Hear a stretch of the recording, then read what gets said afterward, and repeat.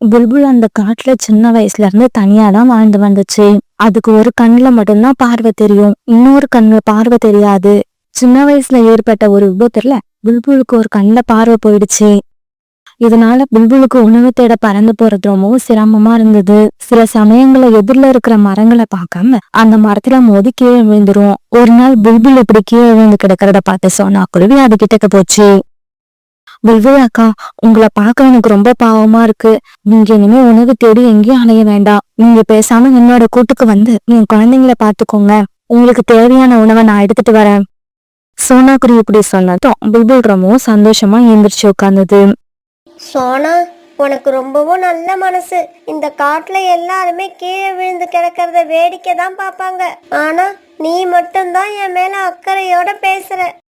இப்படி சொன்ன புல்புல் பிறகு சோனா குருவி கூட அது கூட்டம் நோக்கி பறந்து போச்சு.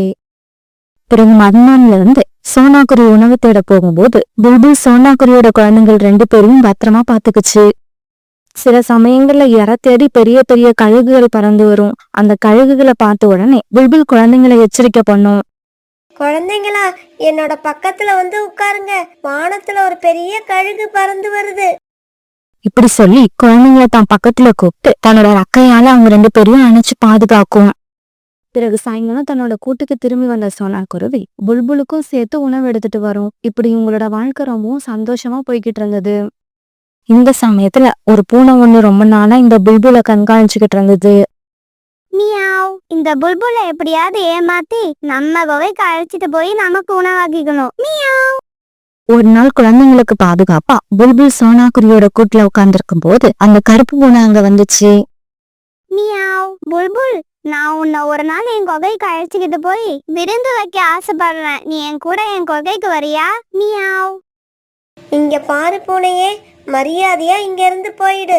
நான் சோனா குருவியோட குழந்தைங்களுக்கு பாதுகாப்பு கொடுத்துக்கிட்டு இருக்கேன். இப்ப நீ இங்க இருந்து போகலன்னா நான் சத்தம் போட்டு எல்லா பறவைகளையும் இங்க வரவழைப்பேன். புல்புல் இப்படி சொன்னதும் அந்த கருப்பு பூனை அங்கிருந்து வேகமா ஓடி போயிடுச்சு. பிறகு அன்னைக்கு சாயங்காலம் வழக்கம் போல சோனா குருவி எடுத்துட்டு வந்த உணவை சாப்பிட்ட புல்புல் அவங்க கூடவே படுத்து தூங்க ஆரம்பிச்சது. மறுநாள் அந்த கருப்பு பூனை சோனா குருவி இல்லாத சமயத்துல மறுபடியும் அந்த இடத்துக்கு வந்துச்சு. மியாவ், புல்புல், நீ என்ன சோனா குருவியோட வேலைக்காரியா? அதனாலதான் சோனா குருவியோட குழந்தைங்களை பாதுகாக்கிறியா? மியாவ். நான் ஒண்ணு சோனா குருவிக்கு வேலைக்காரி இல்ல, சோனா குருவியோட தோழி. என்னோட தோழி குழந்தைங்கள நான் பாத்துக்கிறேன். அதுல என்ன தப்பு?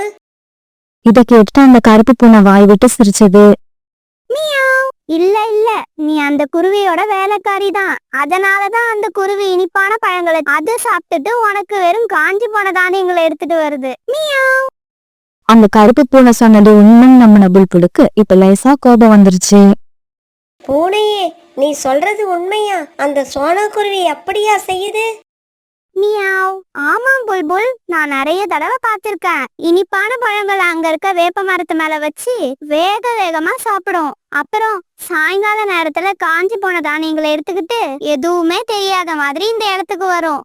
இங்க பாரு புல்புல், உனக்கு 3 வேளை உணவு மட்டும்தானே வேணும். ஏன் கூட என்னோட குகைக்கு வந்துரு. உனக்கு எந்த வேலையும் இல்ல, என்னோட குகைய சுத்தமா வச்சுக்கோ. மத்தபடி உனக்கு 3 வேளையும் இனிப்பான பழங்களை நான் கொண்டு வந்து கொடுக்குறேன். மியாவ். கருப்பு பூனையே, நீ எதனால என் கூட நட்பு வச்சுக்கணும்னு ஆசைப்படுற? மியாவ். புல்புல், எனக்கு சின்ன வயசுல இருந்து ஒரு பறவை கூட தோழியா இருக்கணும்னு ரொம்ப ஆசை. அந்த பறவைய நீயா இருக்க கூடாது. நான் சொன்னதை நல்லா யோசிச்சு பாரு. இப்படி உணவு விஷயத்துல உன்னை ஏமாத்துற குருவி கிட்ட இருக்கிறத விட என்னோட குகைக்கு வந்து ராணி மாதிரி வாழலாம். Meow meow. கருப்பு பூனையே, உன்னோட பேச்ச நான் ஏத்துக்கிறேன். சாயங்காலம் சோனா குருவி வந்த உடனே இந்த குழந்தைங்களை அதுகிட்ட ஒப்படைச்சிட்டு நான் உன் கூட உன் குகைக்கு வந்துடுறேன். புல்புல் இப்படி சொன்னதும் அந்த கருப்பு பூனை ரொம்ப சந்தோஷமா தன்னோட குகைக்கு ஓடுச்சு. அன்னைக்கு சாயங்காலம் வழக்கம் போல சோனா குருவி தானியங்கள் எடுத்துக்கிட்டு தன்னோட கூட்டுக்கு திரும்பின உடனே புல்புல் சோனா குருவி கிட்ட இப்படி பேச ஆரம்பிச்சது. சோனா, நீ என்கிட்ட உண்மையா நடந்துக்கல. நீ தினமும் இனிப்பான பழங்களை சாப்பிட்டுட்டு எனக்கு மட்டும் இந்த காஞ்சி போன தானியங்களை எடுத்துக்கிட்டு வர. நீ நடந்துக்கிற விதம் எனக்கு கொஞ்சம் கூட பிடிக்கவே இல்லை. நீ கொண்டு வந்து கொடுக்குற இந்த தானியங்களை சாப்பிட்றதுக்கு நான் ஒன்றும் உன் வீட்டு வேலைக்காரி கிடையாது.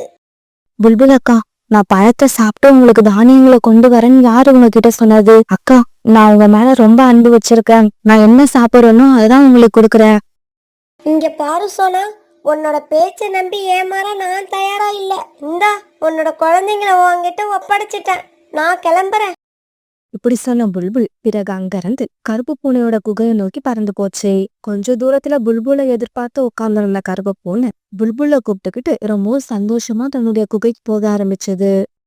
பூனையே, உன்னோட குகை ரொம்ப பெருசா இருக்கு. அந்த சோனா குருவியோட கூடு எவ்வளவு சின்னது தெரியுமா? எனக்கு இந்த குகை ரொம்ப பிடிச்சிருக்கு. மியாவ். புல்புல், இங்க உன்னை கேள்வி கேட்க யாரும் கிடையாது. இங்க நீ வச்சதுதான் சட்டம். நீ நினைச்சப்ப சாப்பிடலாம், நினைச்சப்ப படுத்து தூங்கலாம். சரி சரி, முதல்ல என்னோட குகைக்கு வந்த உன்கிட்ட சாப்பிட எதுவும் கொடுக்காம பேசிக்கிட்டே இருக்கிறது தப்பு. கொஞ்ச நேரம் பொறு, நான் போய் உனக்கு ஏதாவது பழங்களை எடுத்துக்கிட்டு வரேன். மியாவ். இப்படி சொல்லிட்டு அந்த கருப்பு பூனை குகையில இருந்து வெளியே வந்துச்சு. மியாவ். அப்பாடா, என்னோட நீண்ட நாள் ஆசை இன்னைக்குதான் நிறைவேற போகுது. இந்த புல்புல் ரொம்பவும் கொழு கொழுன்னு இருக்கு. இத நம்ம அப்படியே சாப்பிட நினைச்சா நம்ம கிட்ட இருந்து தப்பிச்சு போனாலும் போயிடும். அதனால ஒரு கத்தியால அதை குத்தி சாகடிச்சிட்டு அப்புறமா சாப்பிடுவோம். மியாவ். இப்படி நினைச்ச அந்த கருப்பு பூனை ஒரு கத்தியை எடுத்து குகை வாசல்ல இருந்த பாறையில கூர்த்திட்டு ஆரம்பிச்சது. குழந்தைங்களா, நான் உணவு தேட போனதுக்கு அப்புறம் இங்க என்ன நடந்துச்சு? புல்புல் அக்கா இப்படி பேசுறதுக்கு என்ன காரணம்? அம்மா, நீங்க போனதுக்கு அப்புறம் ஒரு கருப்பு பூனை இங்க வந்துச்சு. இப்படி சொல்ல ஆரம்பிச்ச குழந்தைங்க 2 பேரும் நடந்து எல்லாத்தையும் தன்னோட அம்மா கிட்ட சொன்னாங்க.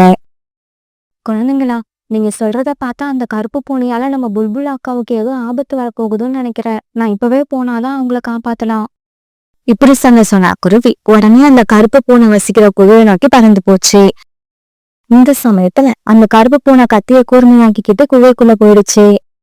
பூனையே, நீ எனக்கு சாப்பிட பழம் எடுத்துக்கிட்டு வரேன்னு சொல்லிட்டு வெளியில போய் கத்தியை எடுத்துக்கிட்டு வந்திருக்க. பழம் எங்க? மியாவ். இங்க பாரு புல்புல், நீ தான் அந்த பழம். உன்னை இந்த கத்தியால வெட்டி நான் சாப்பிட போறேன். மியாவ். இந்த சமயத்துல புல்புலை தேடிக்கிட்டு வந்த சோனா குருவி குகைக்குள்ள வந்து சேர்ந்துருச்சு. அங்க இருந்த நிலைமைய பார்த்துட்டு உடனே கீழே கிடந்த ஒரு குச்சியை கையில எடுத்துக்கிச்சு. ஏ கருப்பு பூனையே, மரியாதையா கத்திய கீழே போட்டுட்டு இங்க இருந்து ஓடிடு. இல்லனா இந்த குச்சால அடிச்சு உன்னை இங்கே கொன்னுடுவேன். நான் இருக்கிற வரைக்கும் புல்புல் அக்காவை நீ எதுவும் பண்ண முடியாது. சோனா குருவி இந்த சமயத்துல வரும்னு அந்த பூனை நினைச்சு கூட பாக்கல. சோனா குருவி கையில இருந்த குச்சியை பார்த்ததும் பூனை பயந்து போயிடுச்சு. உடனே அந்த பூனை உயிர் தப்பிக்கிறதுக்காக குகையை விட்டு வெளியில ஓட ஆரம்பிச்சது. இதையெல்லாம் பார்த்த புல்புல் சோனா குருவி கிட்ட மன்னிப்பு கேட்டுச்சு. சோனா, என்ன மன்னிச்சிடு. இந்த பூனையோட பேச்சை கேட்டு உன் மேல சந்தேகப்பட்டது எவ்வளவு பெரிய தப்புன்னு இப்ப புரிஞ்சுக்கிட்டேன். நீ மட்டும் இந்த சமயத்துல இங்க வரலன்னா அந்த பூனை என்ன கொன்னு தின்னு இருக்கும். புல்புல் அக்கா, யார் எதை சொன்னாலும் உடனே நம்பிடக்கூடாது. அதுல எந்த அளவுக்கு உண்மை இருக்குன்னு கொஞ்சமாவது நம்ம யோசிச்சு பார்க்கணும். சரி வாங்க, கூட்டுல என்னோட குழந்தைங்க தனியா இருப்பாங்க. இப்படி சொன்னா குருவி பிறகு புல்புலை கூப்பிட்டு தன்னுடைய கூட்டம் நோக்கி பறந்து போச்சு. பிறகு மறுபடியும் சோனா குருவி, புல்புல், சோனா குருவியோட குழந்தைங்க இவங்க எல்லாம் ஒத்துமையா சந்தோஷமா வாழ ஆரம்பிச்சாங்க. ஒரு நாள் காலையில உணவு தேட போக தயாரான சோனா குருவி தன்னோட பையன் குக்கு கிட்ட இப்படி பேச ஆரம்பிச்சது. குக்கு, உனக்கு இன்னைக்கு என்ன சாப்பிடணும் போல இருக்குன்னு சொல்லு, அம்மா உனக்கு அதையே எடுத்துட்டு வரேன். அம்மா அம்மா, எனக்கு இன்னைக்கு சோளம் சாப்பிடணும் போல இருக்கு. உங்களால சோளம் எடுத்துக்கிட்டு வர முடியுமா? என்ன குக்கு இப்படி கேட்டுட்ட? அம்மா இன்னைக்கு உனக்காக கண்டிப்பா பழம் எடுத்துட்டு வருவேன். நீ வீட்டை விட்டு வெளியில போக கூடாது. பத்திரமா வீட்டுக்குள்ளேயே இருக்கணும். தெரியாதவங்க யாராவது வந்தா வாச கதவை திறக்க கூடாது. அம்மா, நீங்க சொன்னது எல்லாமே எனக்கு நல்லா ஞாபகம் இருக்கு. குக்கு சொன்னதை கேட்டுட்டு கொஞ்ச நேரம் சிரிச்ச சோனா குருவி பிறகு உணவு தேட பறந்து போச்சு. இப்படி பறந்து போன சோனா குருவி வழியில ஒரு இடத்துல ரீட்டா கிளிய சந்திச்சது. சோனா, இன்னைக்கு நீ உணவு தேட கிழக்கு பக்கமா பறந்து போகலாம்னு இருக்கியா? என் கூட வடக்கு பக்கம் வா. அங்க ஒரு இடத்துல நிறைய தானியங்கள் இருக்குன்னு கேள்விப்பட்டேன். இல்ல ரீட்டா, நான் வரல. இன்னைக்கு நான் கிழக்கு பக்கமா போய் என் பையனுக்காக சோளம் எடுத்துட்டு வர போறேன். அந்த பகுதியில சோளம் நிறைய விளைஞ்சிருக்குன்னு நேத்து புல்புல் என்கிட்ட சொல்லுச்சு. இப்படி சொல்லிட்டு சோனா குருவி அங்க இருந்து கிழக்கு பக்கமா பறந்து போக ஆரம்பிச்சது. இப்படி கொஞ்ச தூரம் பறந்து போனதுக்கு அப்புறம் நிறைய வயல்வெளிகள் இருந்த இடம் வந்தது. அங்க ஒரு இடத்துல ஒரு ஓரமா ஒரு முழு சோளம் ஒண்ணு கீழே கடந்தது. சோனா குருவி அதை பார்த்துடுச்சு. உடனே சோனா குருவி அந்த சோளத்துக்கு பக்கத்துல போய் உட்காந்துச்சு. புல்புல் சொன்னது உண்மைதான். இந்த இடத்துக்கு வந்த உடனே எனக்கு ரொம்பவும் ஈஸியா சோளம் கிடைச்சிருச்சு. இந்த சோளத்தை நான் வீட்டுக்கு எடுத்துட்டு போனேன்னா அதை பார்த்துட்டு என் பையன் குக்கு ரொம்ப சந்தோஷப்படுவான். சோனா குருவி பிறகு அந்த சோளத்தை எடுத்துக்கிட்டு அந்த இடத்த விட்டு கிளம்ப நினைக்கிறப்ப ஒரு காகம் ஒண்ணு வேக வேகமா அங்க பறந்து வந்துச்சு.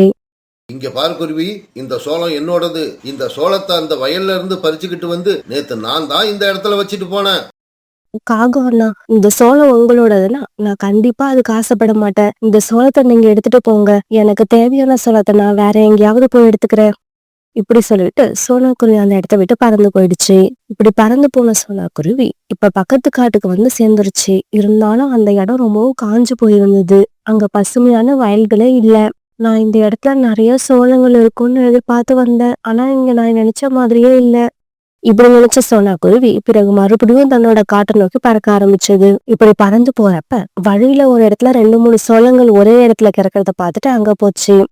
சோனா குருவி அந்த சோளங்கள் பக்கத்துல போய் உட்கார்ந்ததா தாமதம். உடனே மேல இருந்து ஒரு வலை ஒண்ணு சோனா குருவியை நோக்கி வர ஆரம்பிச்சது. இப்படி வலை மேல இருந்து வரத ஓரக்கண்ணால பார்த்த சோனா குருவி உடனே ஒரே ஒரு சோளத்தை எடுத்துக்கிட்டு அந்த இடத்த விட்டு பறந்து போக ஆரம்பிச்சிருச்சு. இப்படி பறந்து போன சோனா குருவி ஒரு மரத்து மேல உட்கார்ந்து நிம்மதி பெருமிச்சு விட்டது. கடவுளே, உனக்கு ரொம்பவும் நன்றி. ஒருவேளை நான் அந்த வலையில மாட்டி இருந்தேன்னா என் குழந்தையோட கதி என்ன ஆகுறது என்னால நினைச்சு கூட பார்க்க முடியல. கொஞ்ச நேரம் அந்த மரத்திலேயே உட்காந்து இப்படி எல்லாம் யோசிச்சு பார்த்த சோனா குருவி பிறகு அந்த சோளத்தை எடுத்துக்கிட்டு அங்க இருந்து பறந்து போக ஆரம்பிச்சது. சோனா குருவி இப்படி பறந்து வந்துட்டு இருக்க சமயத்துல ஒரு பெரிய மரத்துல ஒரு கழுகு ஒண்ணு உட்கார்ந்து இருக்கத பாத்துருச்சு. அந்த கழுகு பார்த்த சோனா குருவி பயந்து போய் கீழே இருந்த ஒரு புதர் காட்டுக்குள்ள போய் மறைஞ்சு உட்காந்துருச்சு. எனக்கு நேரம் சரியில்லைன்னு நினைக்கிறேன். எந்த பக்கம் போனாலும் ஆபத்து என்னை விடாம பின்தொடர்ந்து வந்துகிட்டே இருக்கு. முதற்காட்டுக்குள்ள போய் உட்காந்து இப்படி யோசிச்ச சோனா குருவி ரொம்ப நேரம் வரைக்கும் அந்த கழுகு போறதுக்காக அங்கேயே காத்திருக்க ஆரம்பிச்சது. ஆனா அந்த கழுகு அங்க இருந்து போகவே இல்லை. அந்த சமயத்துல யாருமே எதிர்பார்க்காத வகையில திடீர்னு மழை பெய்ய ஆரம்பிச்சது. இப்படி மழை பெய்ய ஆரம்பிச்ச உடனே சோனா குருவிக்கு பயம் வந்துருச்சு. இதுக்கு மேல நம்ம இங்கேயே உட்கார்ந்து இருக்கிறது புத்திசாலித்தனம் கிடையாது. ஒரு வேளை இருட்ட ஆரம்பிச்சிருச்சுன்னா அதுக்கப்புறம் நம்ம வீட்டுக்கு போகவே முடியாது. இப்படி நினைச்ச சோனா குருவி பிறகு அந்த புதற்காட்டை விட்டு தன்னோட வீட்டை நோக்கி பறக்க ஆரம்பிச்சது. அந்த மரத்து மேல ரொம்ப பசியில உட்கார்ந்துருந்த அந்த கழுகு சோனா குருவியை பார்த்துட்டு அது பின்னாலேயே பறந்து போச்சு. சோனா குருவியால முடிஞ்ச வரைக்கும் வேக வேகமா பறந்து போச்சு. ஆனா கழுகும் விடாம சோனா குருவியை துரத்துக்கிட்டே போய்கிட்டு இருந்துச்சு. ஒரு கட்டத்துக்கு மேல சோனா குருவியால பறந்து போக முடியல. உடனே சோனா குருவி அங்க இருந்து மரப்பொந்துக்குள்ள போய் பாதுகாப்பா உட்காந்துடுச்சு. இவ்வளவு நேரமா நமக்கு முன்னால பறந்து போய்கிட்டு இருந்த அந்த குருவி இப்ப காணாம போனதை நினைச்சு கழுகுக்கு குழப்பம் வந்துருச்சு. அந்த குருவி எங்க போயிடுச்சு? இவ்வளவு நேரமா நான் அதை பார்த்துக்கிட்டே தான் இருந்தேன். கண்ணை மூடி கண்ணை திறக்கிறதுக்குள்ள அது எங்கேயோ மறைஞ்சு போயிடுச்சு. இப்ப நினைச்ச அந்த கழுகு சோனா குருவி இந்த பக்கமும் அந்த பக்கமும் தேடி பார்த்துச்சு. ஆனா சோனா குருவி எங்கேயுமே இல்லை. இப்படி மழை பெய்யுற சமயத்துல நமக்கு ஒரு நல்ல விருந்து கிடைச்சதுன்னு நினைச்சேன். ஆனா கண்ணு கேட்டினது வாய் கேட்டாம போயிடுச்சு. ஏய் குருவி, நீ வேணும்னா இன்னைக்கு என்கிட்ட இருந்து தப்பிச்சிருக்கலாம். ஆனா என்னைக்கும் இதே மாதிரி தப்பிக்க முடியாது. இப்படி சொல்லி தன்னோட மனசை ஆறுதல் படுத்திக்கிட்ட அந்த கழுகு பிறகு அந்த இடத்த விட்டு பறந்து போயிடுச்சு. அந்த கழுகு இப்படி பறந்து போறத மரப்பொந்துக்குள்ள உட்கார்ந்துருந்த சோனா குருவி பார்த்துக்கிட்டே இருந்துச்சு. கடவுளே, உனக்கு ரொம்ப நன்றி. இந்த கழுகு இப்போ இந்த இடத்த விட்டு பறந்து போயிடுச்சு. நம்ம இப்ப சீக்கிரமா இந்த இடத்த விட்டு பறந்து போய் ஆகணும். இப்படி நினைச்ச சோனா குருவி உடனே அந்த மரப்பொண்ணை விட்டு வெளியே வந்து தன்னோட வீட்டு நோக்கி பறக்க ஆரம்பிச்சது. இந்த சமயத்துல குக்கு ஜன்னல்ல உட்காந்து தான் அம்மாவோட வருகையை ரொம்ப அவளோட எதிர்பார்த்துக்கிட்டு இருந்தான். இந்த மாதிரி மழை பெய்யறப்ப பறந்து வர்றது ரொம்ப கஷ்டம். அம்மா இப்ப என்ன பண்றாங்கன்னு தெரியல. நான் இன்னைக்கு சோளம் வேணும்னு கேட்டதால அதை எடுக்கிறதுக்காக அம்மா ரொம்ப தூரம் பறந்து போயிருப்பாங்கன்னு நினைக்கிறேன். இப்படி மழை வரும்னு தெரிஞ்சிருந்தா நான் சோளம் வேணும்னு கேட்டிருக்கவே மாட்டேன். இப்படி நினைச்சுக்கிட்டு இருந்த கொக்கு தூரத்துல அம்மா பறந்து வரதை பார்த்துட்டான். அம்மா வீட்டுக்கு திரும்பி வந்ததை பார்த்த சந்தோஷத்துல குக்கு துள்ளி குதிக்க ஆரம்பிச்சான். அம்மா வந்துட்டாங்க, அம்மா வந்துட்டாங்க. பிறகு கொஞ்ச நேரத்துல சோனா குருவி தன்னோட வீட்டுக்கு வந்து சேர்ந்துருச்சு. என்னடா குக்கு, அம்மாவை ரொம்ப நேரமா எதிர்பார்த்துக்கிட்டு இருந்தியா? ஆமாம்மா, ரொம்ப நேரமா எதிர்பார்த்துக்கிட்டு இருந்தேன். அப்புறம் மழை பெய்ய ஆரம்பிச்ச உடனே எனக்கு பயம் வந்துடுச்சு. அம்மா, எனக்காக சோளம் எடுத்துக்கிட்டு வந்திருக்கீங்களா? என் குழந்தை கேட்டதை நான் எடுத்துட்டு வராம இருப்பேன்னா இதோ நீ கேட்ட மாதிரியும் உனக்கு ஒரு முழு சோளத்தை எடுத்துட்டு வந்திருக்கேன். அம்மா, மழையில பறந்து வர்றது உங்களுக்கு கஷ்டமா தானே இருந்தது? அப்படியெல்லாம் எதுவும் இல்லை குக்கு. இன்னைக்கு நான் ரொம்ப ஈஸியாகவே இந்த சோளத்தை எடுத்துட்டு வீட்டுக்கு திரும்பி வந்துட்டேன். தன்னோட பையன் மனசு கஷ்டப்படக்கூடாதுன்னு நினைச்ச சோனாக்குருவி வழியில் அதுக்கு ஏற்பட்ட ஆபத்துக்களை பற்றி எதையுமே குக்கு கிட்ட சொல்லாமல் மறைச்சிடுச்சு. அப்படியாம்மா? அது சரி, வழியில உங்களுக்கு எந்த பிரச்சனையும் இல்லைன்னா அப்புறம் வீட்டுக்கு வர்றதுக்கு எதனால இவ்வளவு லேட் ஆச்சு? அதுவா குக்கு, வர வழியில் என்னோட தோழி ஒருத்தையை ரொம்ப நாளைக்கு அப்புறமா பார்த்தேன். அவ கூட கொஞ்சம் பேசிட்டு இருந்ததால லேட் ஆயிடுச்சு. இப்படி சொன்ன சோனாக்குருவி திரும்பி தன்னோட பையன் குக்குவை பார்த்து சிரிக்க ஆரம்பிச்சது. அம்மா சொன்னது உண்மைன்னு நம்மள குக்குவோ இப்போ சந்தோஷமா அம்மா எடுத்துட்டு வந்த சோளத்தை சாப்பிட ஆரம்பிச்சோம். குழந்தைங்களா, நம்மளோட அம்மா அப்பா இப்படி தான் நமக்கு தேவையானது எல்லாத்தையும் நமக்கு வாங்கி கொடுக்கணும்னு நினைப்பாங்களே தவிர அதை வாங்கி கொடுக்கறதுக்கு அவங்க எந்த அளவுக்கு கஷ்டப்படுறாங்க அப்படிங்கிறத நமக்கு சொல்ல மாட்டாங்க.